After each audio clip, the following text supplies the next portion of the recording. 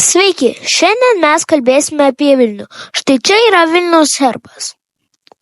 Čia yra Gedimino pilis. Ji taip pavadinta dėl to, nes Gediminas įkūrė Vilnių.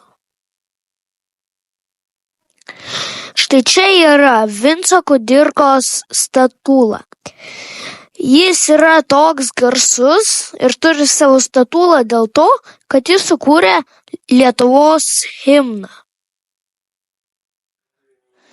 Ir štai čia yra Seimo rūmai. Jie yra pastatyti Vilniuje, nes Vilnius yra Lietuvos sostinė. Ten vyksta visokie rinkimai, balsavimai, posėdžiai. Dabar mes pamatysime paskutinį šios dienos pastatą.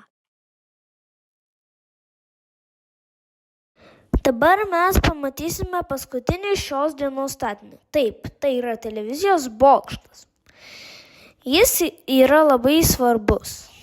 Jį žmonės apgynė sausio 13 dieną, kai Rusija buvo okupavusi Lietuvą.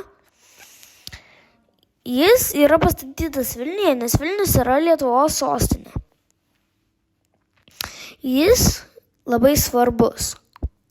Be jo pas mus nebūtų televizijos. Rusija norėjo užimti visą televiziją. Tai šiandien jau užteks. Susitiksime kitą kartą. Ate.